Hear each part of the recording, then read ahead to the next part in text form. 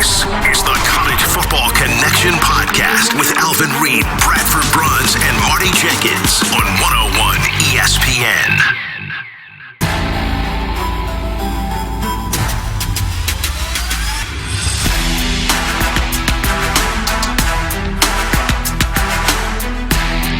You know the boys are back for round 2, week number 14 style. It is rivalry week continued here on the College Football Connection, 101 ESPN, that YouTube channel, and 101ESPN.com. My name is Bradford Bruns, joined as always by Alvin Reid. Hope the Thanksgiving festivities were terrific, my friend, out there in the land of Kirkwood. And we are moving on. That's right. We're past Black Friday, and now it's time to turn the page to 6 more marquee contests, beginning with a big one, the big game, as a matter of fact, between OSU and Michigan. But all the conferences, you know that we have them covered in this instance. So 6 more games, my friend. This is, without question, if it's not the biggest, the most significant weekend of football that we have to preview, well, it's just tough to say that anything in the rearview mirror has topped this one, buddy. Yes, absolutely. Absolutely.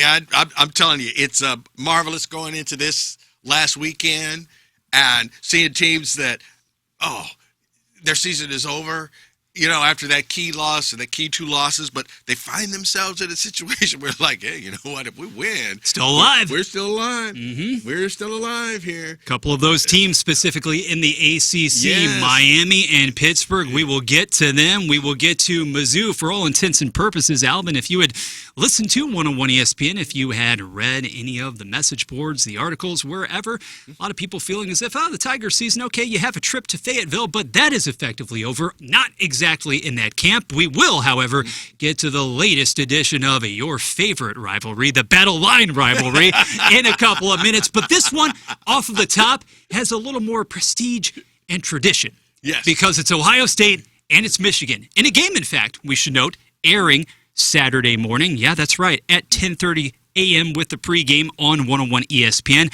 Buckeyes and Wolverines. Buckeyes now favored by 9.5 in this affair. Over-under at 44.5. And for as much credit, and we should assign as much, to OSU looking to once again finish out the regular season going into the conference championship game on the Big Ten side that is undefeated. Michigan's story this year really does fascinate me. At 9-2 and 7-1 in conference play to this point, I didn't think it would necessarily be a transitional season, but with a true freshman at the helm in Underwood, who has progressed basically with each and every week, each and every start. It has really been something to see for Michigan to at least be on the fringes of CFP talk entering this game, because if you can do seemingly the impossible, if you can pull it off, which you have in each of the past 4 years, you're right there. You're right back in the convo. Absolutely. And I think Sherrod Moore, give him credit. Because I said, he's had to play at Oklahoma, all right, and battled and lost that game. Okay. They have not looked bad in situations where they were not favored to win. I would say that, not counting the non-conference games, especially at the beginning of the season, I bet you Michigan had been the underdog going into some of these games, remember early in the season, Wisconsin might do this and so-and-so might do that. And Wisconsin can't beat Illinois. Yeah, right. Well, my Lord, what was that about? Good night. Yeah, good night, yeah. So I like, what Michigan has done is stay not only competitive, but stay, like you say, on the fringe of the CFP. Yeah. Be in the pack as Big Ten champion with some really, really good teams. Okay? Mm-hmm. And you said it best. Who was better last year? Michigan or Ohio State? And where was the game at last year? Oh, yeah, that's right. The shoe. Right. So you're telling me that Ohio State's going to come in here and stomp Michigan by more than 9.5 points, beat them by at least 10 points. In Ann Arbor. And the divide between your two teams is not as wide as it was last year when they beat you in Columbus. Plus, your top 2 offensive threats, they're hindered. Tate, Smith, they're not close to 100%. Not at all. Couldn't even suit up previously. Right. Got a, you called people second string and third string. But remember, Ohio State is playing some guys that really weren't supposed to be playing right now. No. You know, and it's kind of like what you watch Ohio State play, and it's kind of like a boxer maybe that said like, man, looks like they can knock that guy out at any time. We're reeling you in. Yeah. Or are we going to land the blow? And then 12 rounds later, so like, man, that dude not only was still standing when they do it might be a unanimous decision, but the cards will be real close. And that's how Ohio State has been. It's like, where's this team that just like, oh, Ohio State's the number one team in the country? I was like, why? Because they were the number one team in the country when the season started? Because this team was number 2. It beat Texas and has never relinquished the spot. It's never relinquished the spot. And I'm telling you, the eye test could tell you that, you know what? We're going to make somebody else number 1, and you're going to be number 2. Win all your games. Yeah, within your own conference, Indiana, staking a claim. Yeah, just win all your games. Yeah. And if you do that, then you'll be number 1 again. But I just don't think they have performed like the best team in the country. Now, granted, the other teams that you would say, like, now that team could do such and such to Ohio State, find a way to lose games. Mm-hmm. Got to understand that. Yeah. You know, 5 weeks into the season, if Miami played Ohio State, we'd have said, like, I don't think they can keep with Miami. Well, times change. But I don't think Ohio State could. How many teams in the Big Ten, okay, that are just not god-awful, would Ohio State be favored over by 9.5 on the road? Oh. Seriously. It's a meager number.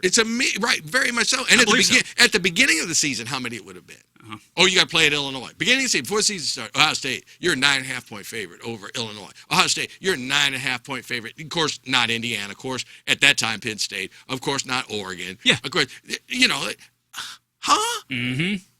Like, so, no, I don't get that one. This will be one. Well, I'll tell you what. They knew that Michigan was doing it with smoke and mirrors, and Ohio State could expose them, especially offensively. That Ohio State will get their offense going and score so many points that Michigan can't keep up with them. But I got to believe it to see it. Mm-hmm. I still think it'll be like last year. Last year's game.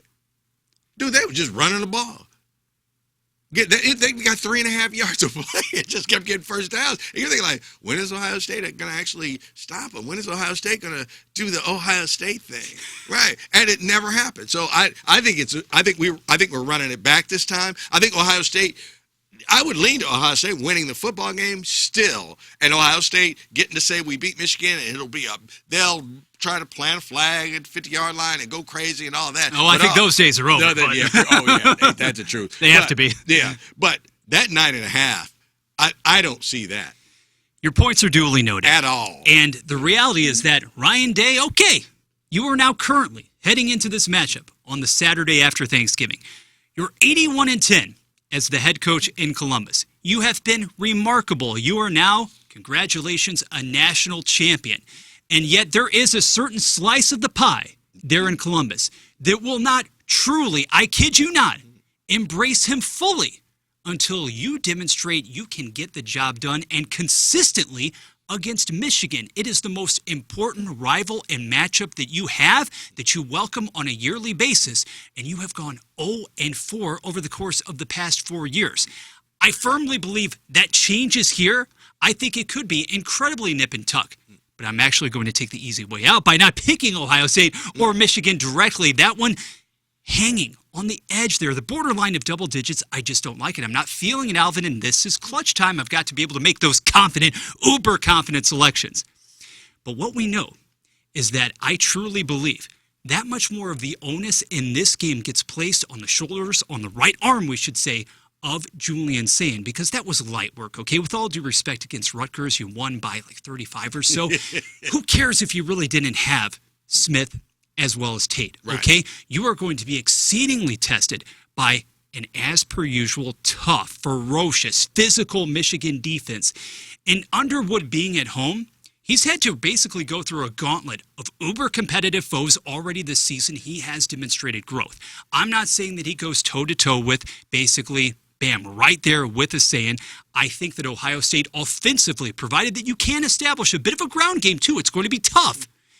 If you're able to do that into the fourth quarter, The Buckeyes will prevail. They will ultimately prevail. And I think you're going to see more points than a lot of people would be anticipating here. I do, in spite of some of the shaky injury status situations here and there. 44.5. If for any higher, I don't know if I would go there. But I will and say you get into the higher 40s at this time, buddy. Yeah, I'm going with the over on that one too, because it's kind of a low number as far as 21, 22 points. I could see that for each team. If Michigan goes up in this game 7-0, they throw like a 20-yard touchdown pass in the first quarter. I think it'll be just a battle all the rest of the way, because then all they got to do is make Ohio State start thinking about losing instead of winning, and then I think they kind of got them. Yeah. I think the first quarter will tell a lot about this game. I don't think Michigan will, take them out in the first quarter, but I think if Michigan just shows, dude, y'all got serious problems. Mm-hmm. Hey. Oh, and by the way, I don't know how much or any of the Rutgers game you saw, but with Ohio State, well, I'm just telling you, Rutgers was doing that Rutgers thing, man, they're down a touchdown, and they stopped Ohio State 3 times. And then eventually it caught up with them. Mm-hmm. But, it was right now, this is still a game. Yep. And second half, like I say, it was gone. But it's, it's okay. Yeah, all right, Ohio State. Yeah. Well, let's continue to spin that wheel as we go around the Big Ten on the College Football Connection. Week number 14, Alvin and Bradford. Part 2 on the 101 ESPN YouTube channel. 51.5. That is the expected total number over-under for Oregon and Washington. The Ducks right now, Alvin, favored by 6.5 with that 2:30 p.m. kickoff looming at Husky Stadium. And it is time. It is time for the confession. It's time for the disclosure here in our studio space in Creve Coeur. Oregon, Dan Lanning, everybody associated with the boys out there in Eugene. I was wrong. I will give you the flowers because I truly believed, hey, it was that opportunity for USC to come crashing through the door, not necessarily win outright, but keep it very, very tight and close in the fourth quarter. Oregon not only was able to net 42 points in that contest, got enough stops down the stretch, red zone situations, which to me has been the primary bugaboo for that defensive unit. Here, Washington has been more than, I want to say, just a cute, nice story. 8-3, 5-3 in the Big Ten for that matter too, and transitioning to, I would say, that style of football, right? It's just still different having the Huskies there in the Big Ten. Yeah. Really acclimating well, though, in that environment. Yeah. And you have the home game here. But this is a different animal now that Oregon has been able to show itself anew. Ohio State went to Washington and beat them. That was when I was out there, by the way. Yeah. And I remember I had the Ohio State fans were on the plane with me. I was so jealous. And they took care of the situation. The Illinois game is the one that I think we're all like, what, huh? Same Illinois team that just got whooped at Wisconsin. Now, all we're saying is Illinois is an up-down team. Mm-hmm. Okay. That place can be tough to play, but I'm going to fall back on what happened to USC and Eugene last week, is that Oregon is looking across like, we've been playing here the last 100 years. Yeah, this is a Big Ten game instead of a Pac-12 game, but this is not a scene that we are not used to. Mm-hmm. Oh, and by the way, we're better than you are. Nothing against you. In fact, Oregon should applaud both USC and Washington for holding up their end of the bargain in this whole Big Ten thing. Good point. That, now UCLA, embarrassment. Maybe new coach, they'll get themselves together. But those two teams said, no, people thought we would lose every game that we did not play out here on the West Coast. And each one of us has shown that we could go to the Midwest and win some football games. The game has translated. Right, exactly. We might be getting out recruited. They might be bigger, heavier. We might be fast. Whatever the situation is, we are actually able to compete in that conference in, year 2? That's right. I mean, year 2, and USC, when they came into the conference, bad. It wasn't like they jumped in, Washington came in after playing in the national championship game. Without the head coach, too. Without the head coach. New regime. And Oregon was Oregon. All right? So, yes. That being said, that's what I'm saying. Oregon looks at Washington and said, hey, we applaud what you've done. We applaud what USC did. But we're going to beat you today. Okay, because this is just an old Pac-12 thing, and we're the king of the Pac-12, and we're going to show you, because we play this weekend every year. It's Eugene or it's Seattle. Okay, we ready. So I got Oregon in this one, man. I don't think I don't think 6.5 is outrageous in the least. Win by a tutty. Yeah, win by a touchdown. I'm not saying that Washington ain't gonna show up, or anything. I'm just saying, like, no, I think Oregon wins. I think they win by touchdown. That's all I'm saying, because it will be a game. Yeah, right. Yeah, and then the over/under. That's the one that was kind of 51.5. I'm a little tough for me. A little tough. That's why I'm leaving that one alone, because that one could go. Plus, see, it's gonna mist and rain. I don't care what's going on. You know it. Right. If the sun would have just come out, I'd be shocked. It's not going to be fun across the nation this weekend. Yeah, I know. Yeah, just think about that. Gosh, yeah.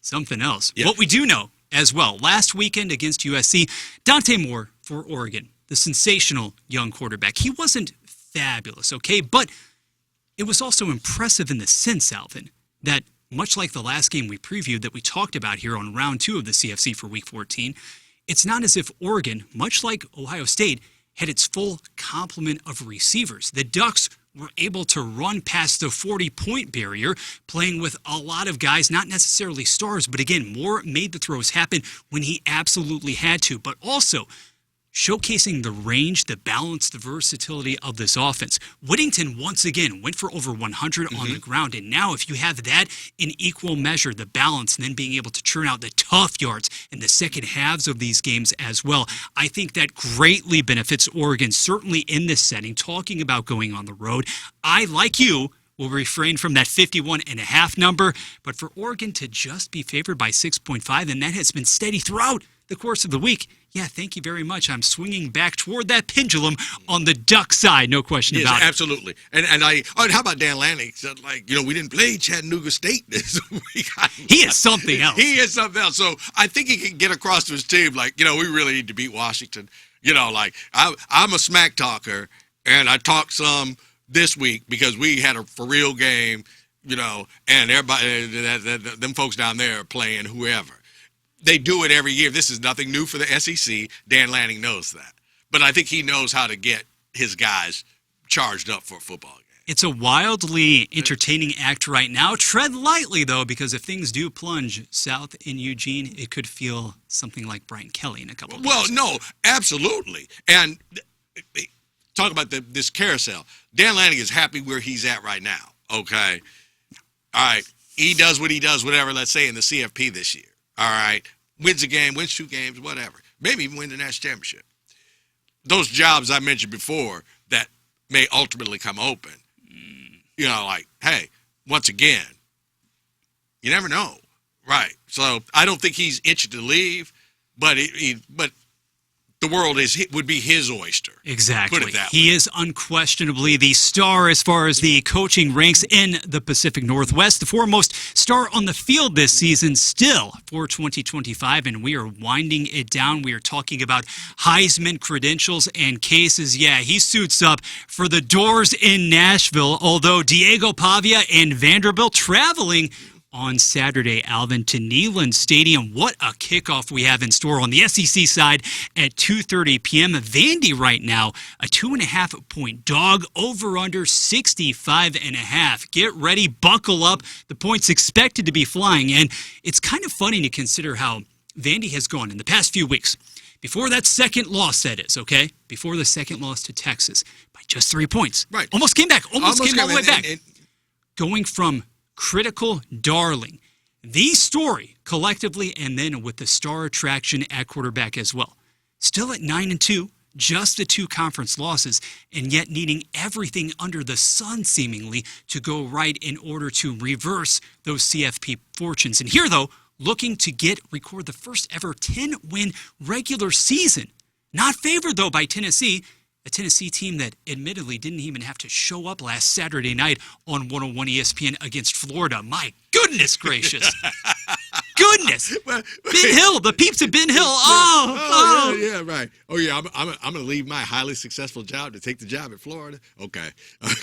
So I want to be the guy after the guy after the guy down there. Right. So, Coach Gonzalez, you've got this. You got this, man. You got that. Yeah. If I need to come, I'll come 2-3 years from now. Right. You'll get a big payoff. All right. Oh, man. This is a tough one, dude.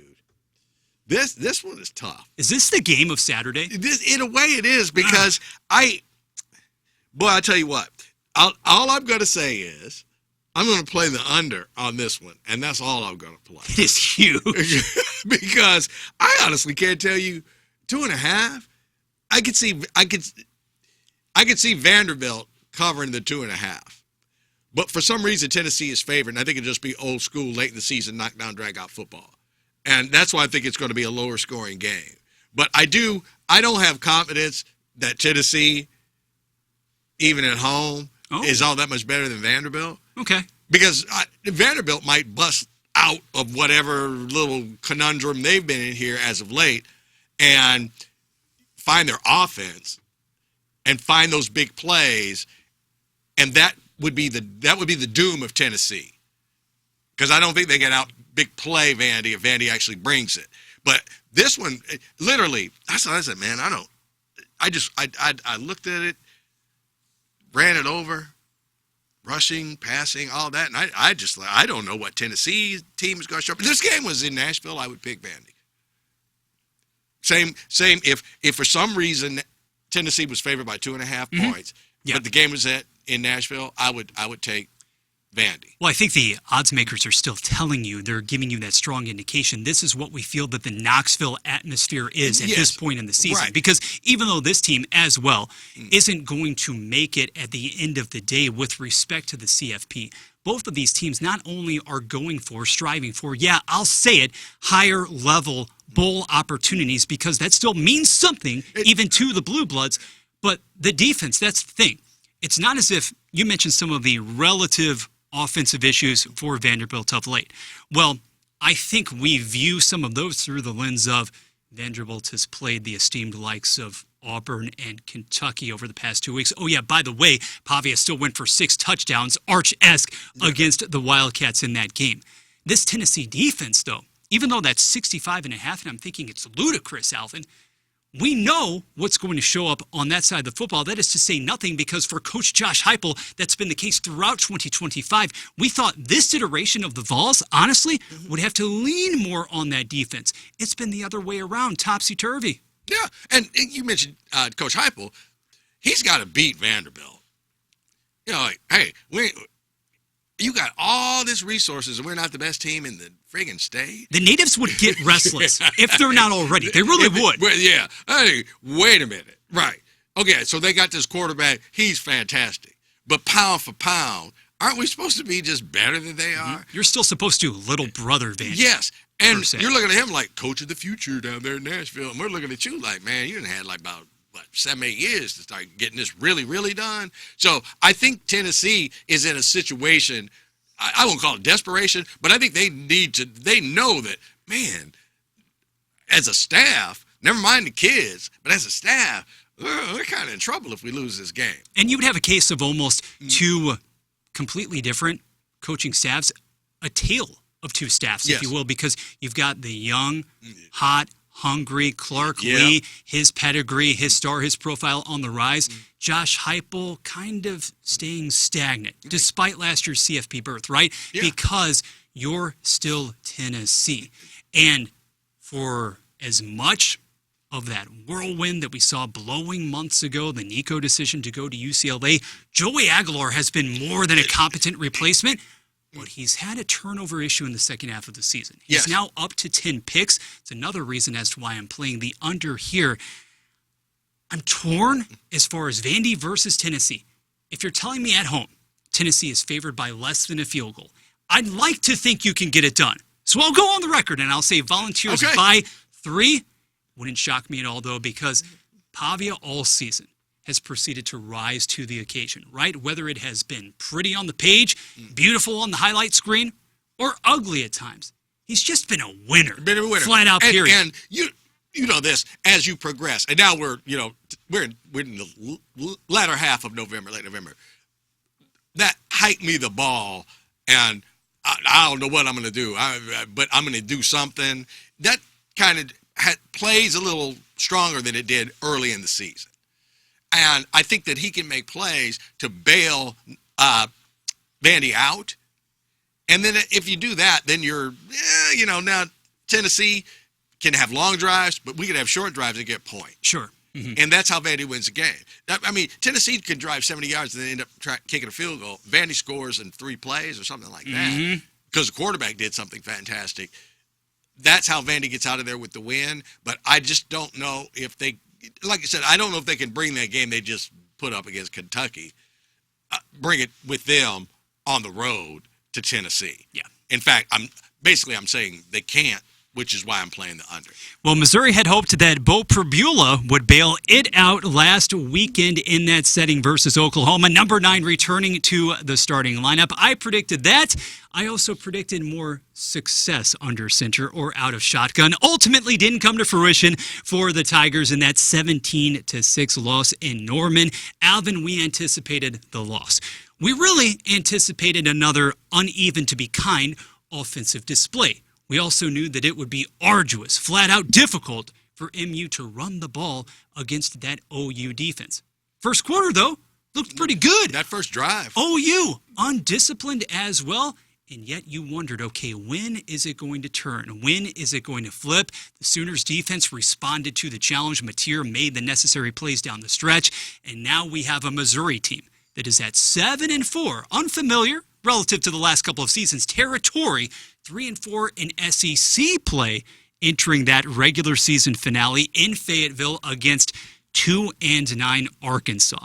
The only SEC squad, Alvin, without a single victory on the season. 2:30 kickoff at Razorback Stadium, and to put it mildly, not exactly sure if the people are going to be turning out in droves post Black Friday.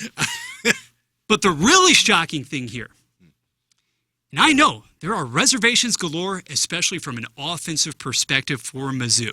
The people are either hating on Eli Drinkwitz himself, but more specifically on the OC Kirby Moore. It's one thing or another. And yet I'm looking down at the page and I'm seeing Mizzou favored by 2.5 on the road going to Arkansas. Help me. I'll help you. Real money on this game. What do they know? What do they know? Maybe they do know something. But, yeah, real money on this game. I don't mean a lot. But this is what I'm saying. Like, okay, basically what you're telling me is Missouri has just decided the season is over. We lost last week at Oklahoma. Everybody's mad at the coach. The coaches, whatever the coach is. So they're just going to mail it in. They're not going to send 65 guys down there to play Arkansas, and the 65 they said just won't care. Huh? I don't get this one. Missouri is going to beat Arkansas, obviously, to me, by more than 2.5 points, unless they just don't show up. All right. Missouri didn't cover last week. Young man catches the ball late in the fourth quarter. That's a touchdown. Coleman had a great game, but it hits you on the hands. You need to bring it in. Now you're down, but that would have cut it to 5 or 4. I can't remember exactly, but you're within a touchdown. Never mind the covering. I'm just saying that, that game was right there. They score right there. They have to kick off to Oklahoma, which probably would have run out the clock.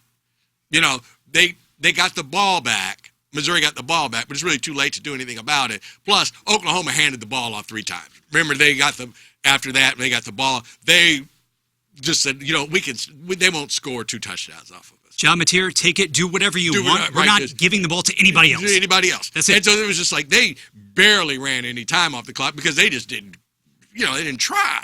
So I don't say that if they catch that pass, score a touchdown, get within, 4 points, that Missouri wins the football game. Yeah. I'm not there. I'm not quite there yet. No. But Missouri had their chances in that game like they have in other games. What's Arkansas bringing? Right. Offense. Right. But wait, Bobby Petrino going to be the head coach? No. His bid has not gone well to be the long-term guy, to say the least. Now, so if 2 teams are going to show up not caring, it would be Arkansas more than Missouri. What I really think? And you, real quick, I told you this before, on our little sheet, we were talking about what games we were going to go through and go back and forth. And he had like the Battle Line Classic. And I was like, what the hell is the Battle Line Classic? Right. I was like, oh. The foremost rivalry game this weekend. Yeah. And part of that is, KU and Missouri are playing again.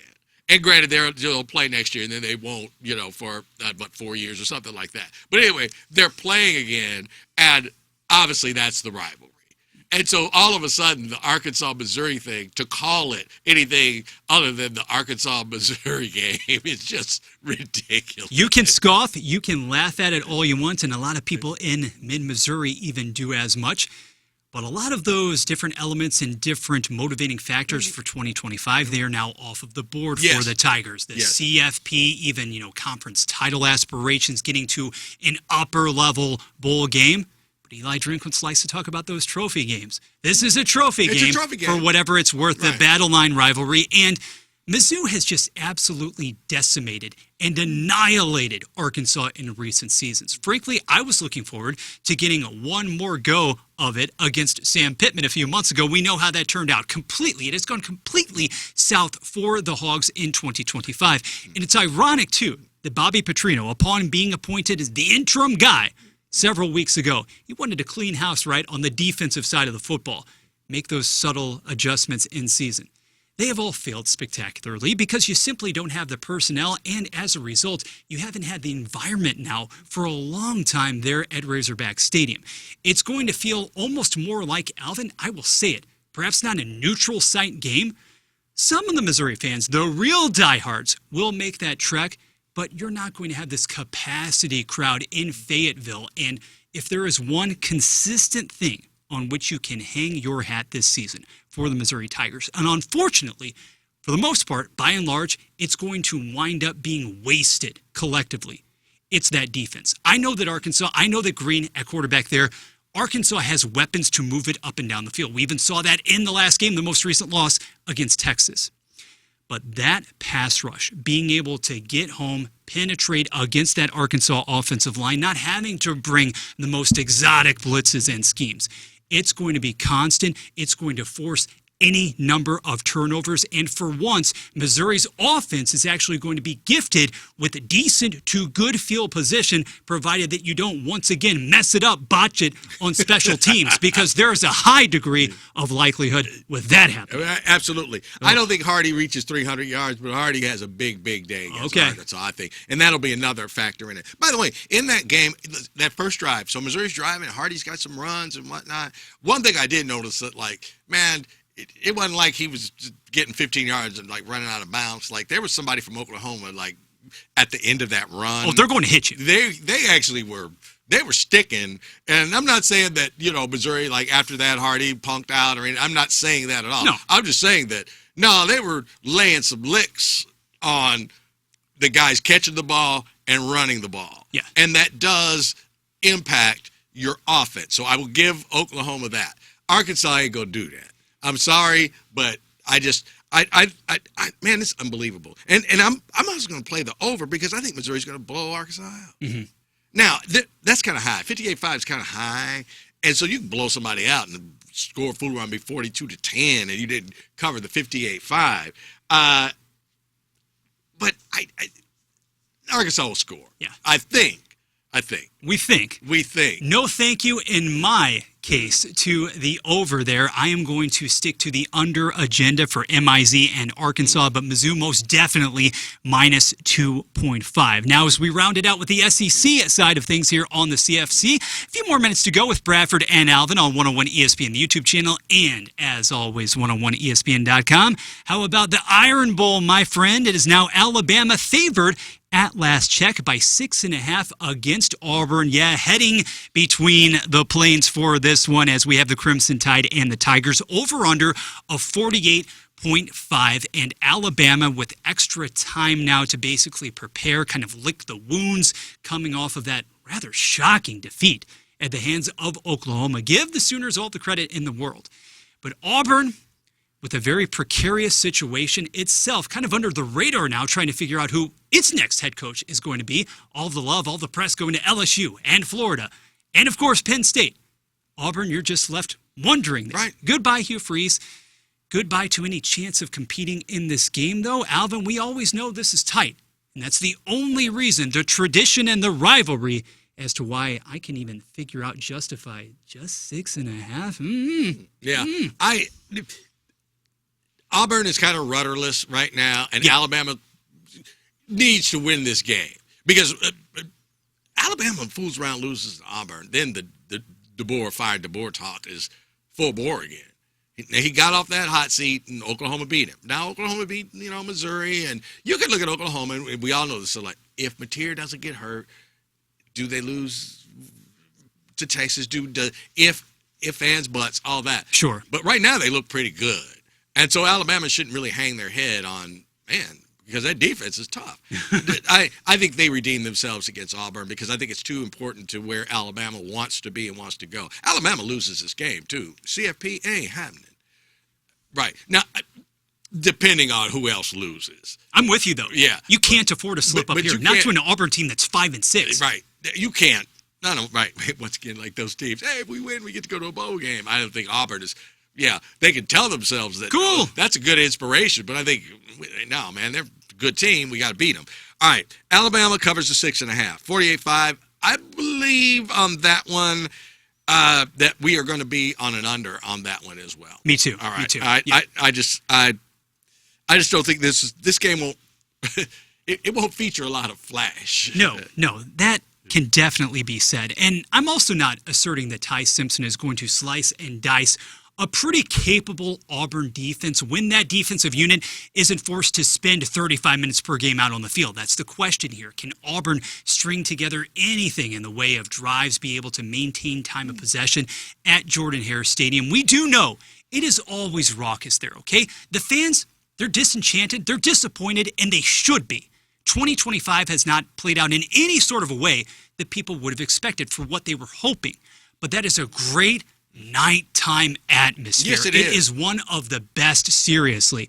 They're going to be juiced up. They're going to be ready to go. If you keep it even remotely close, I don't care who the signal caller is, I'm not feeling a lot of the offensive fireworks here. I really am not. So whether you're talking about 48.5 or I just checked actually up to the minute down to 47.5, either way, I'm playing the under there. But also, if you're telling me one score is the determining factor, Alabama by a touchdown, a mere touchdown, yeah, thank you very much. We will go with the Crimson Tide to stay viable in that CFP picture, minus 6.5, buddy. Yeah, I remember, and this is a number of years back, but it was for late in the year. It was a really nice day, and I was headed out. I was going to go to the grocery store Saturday, and basically I was standing in front of my television set in the living room, and Alabama is tussling with Auburn and is going to try to kick this field goal. Oh, okay. All right. And I just remember, like, the field goal is short.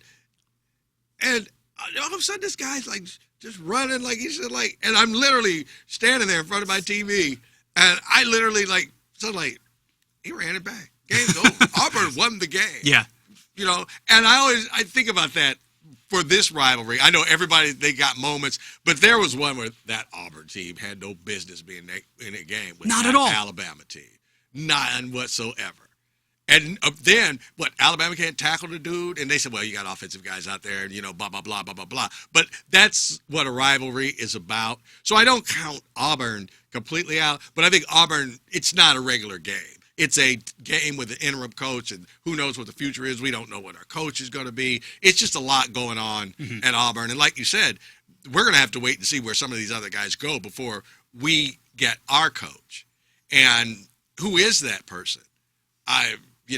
Do you try to get Willie Fritz or, somebody like that? I don't know. They don't know. Find an Eli Drinkwitz, Find a Lance Leipold. Drinkwitz was younger, but find somebody that said, like, okay, wherever I've gone, I've built a program. Somebody in that neighborhood. Yeah, where I said, like, look, wherever I've gone, just give me your mess, and I'll figure it out, okay? The first year or two, we're going to play with the guys that are here and win games. Let's get back in the bowl games. Let's do that. Then we'll be adding, hopefully, now we can recruit with the big boys and all that and get it there. I mean, I think Florida's more of a mess than Auburn is. But now Florida has got access to all these players. Thank you. And the money and all that. So Auburn is in flux right now, and I think Alabama takes care of their business. The coaching situations, meanwhile, in Miami and Pittsburgh, respectively, more stable unless you are an disenchanted Hurricanes fan from the past few weeks. There's many, let me tell you. That is true. Anyway, Coach Cristobal going head-to-head against Coach Narduzzi. The Panthers are alive and well. Alvin, I mentioned it a couple of days ago on our first-round edition of the CFC for week number 14, if you will. Color me shocked, absolutely shocked by the fact that Pittsburgh was able to run roughshod past Georgia Tech last weekend in a must-win situation. I kind of poked fun at it. The fact that previously Coach Pat Narduzzi had talked about how the Notre Dame matchup, well, that wasn't for all of the proverbial marbles. Notre Dame absolutely walloped Pittsburgh, only for the Panthers to come back and take care of business, astoundingly so, in ACC play. So here, you're hosting, you're back at Acrisure Stadium. It's an 11 a.m. kickoff late in the morning. You have just the one conference loss. So you have more of that inside track, perhaps, to the ACC title game. Miami has 2 conference losses on the ledger, but has a more advantageous CFP case at present. Miami, accordingly, favored by 6.5, over-under of 50.5. We'll make this one pretty quick, but the storylines do abound because in this conference, when it comes to all these teams littered around the top, we really have no clue as to exactly how to play out. Yes, and ACC is like a microcosm of the whole country. Great word. Man, who is the best team in this conference? I believe, technically, it's Miami. Still. But Miami hasn't played like that. So what makes you think Miami's going to go on the road to Pittsburgh on some somewhat cold Saturday afternoon and beat them in a football game? I got Pitt in this one. I got Pitt covering 6.5, possibly winning the football game. Ooh. I don't. There's something about Miami and Cristobal that they just, I don't know. And Carson Beck, you can say it. You can say it. Carson Beck, I know. That boy, if it comes down to it, they find a way to lose. They don't find a way to win. And I could really see that happening. Now, this is one of the games that, based on last week's performance, gave me a lot more confidence in Pitt because I didn't see that. You know, you're talking about, I was laughing like, man, Pitt lost to West Virginia back in the beginning of the season. Right. And, well, all right. And then they got whomped by Notre Dame. Guy knows his team better than we do, I guess. Because that was a really good performance against Georgia Tech. Now, maybe Georgia Tech they caught him on the right day. So we'll see. But I don't see Miami coming in here raising no hell in Pittsburgh. I don't. They might win. They're not covering 6.5. And I honestly think Pittsburgh is going to beat them in that football game. If nothing else, I'm a man of consistency. And I have been banging the drum through the good and the bad for Miami all season. All right. Back to week number 1, that first game, that first matchup, obviously, against Notre Dame.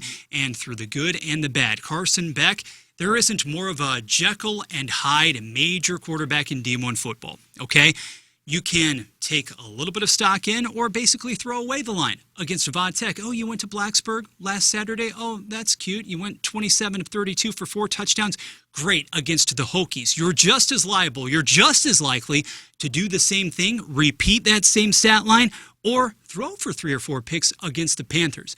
But on this Thanksgiving weekend, I am hopping on board the roller coaster, Alvin, for Miami and Carson Beck. We're going to have some fun. Call it a hunch that Miami is able to take care of business, simplify matters in the ACC just a tad. Canes by about 10 in this one, but that over-under, nope, staying far away from that. No, don't have a feel for it. I just don't. Okay, I think we're going over because 50 isn't a lot of points. No. That's why I think they'll top 50 points. It's while I have Miami maybe faltering, I don't think they get, I don't think Pitt will Georgia Tech Miami.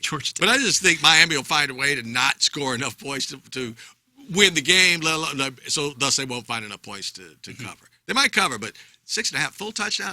I'm just not seeing that. We'll see how that plays out. We'll see if Mizzou can find a path to 8 victories in the regular season again. Can Ohio State in the regular season finally get it done against Michigan, stay as the number 1 team in the nation? Regular season wrapping up, buddy. Yeah. But when we reconvene next week, we're already going to be looking ahead to the postseason, to the classic, Service Academies game. There's still a lot to look forward to, obviously, and that's to say nothing of the conference title tilts as well. They're all around the corner. Yeah. Okay. Another thing on the Missouri game, if they were to manage to lose, they would go 3-5 in the SEC this year, and I would call that a disaster with all the road home games that you had. I concur. So I don't think that's going to happen, but that to go under 500 in the SEC, that would be a step back.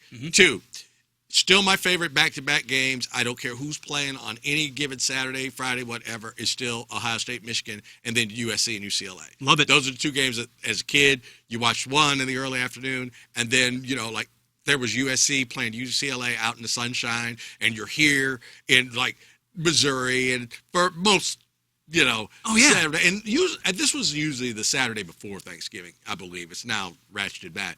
But it's cold and it's dreary, and you saw those girls in California, the cheerleaders, and it was just like, it just put a smile on your face, just because it was warm, and, but anyway, I still look forward to those 2 games. And there's 97 games going on now, but I still watch a certain portion of USC and UCLA, because it does mean something out there.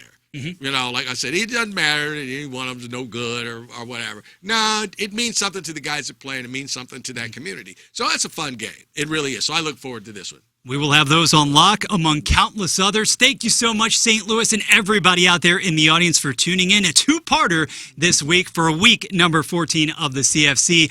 For Alvin, Reid, for Marty Jenkins, my name is Bradford Bruns. We'll be back in a matter of days, but for now, enjoy the rest of your holiday weekend, and we'll talk to you extremely soon. Thanks for listening to the College Football Connection podcast on 101 ESPN.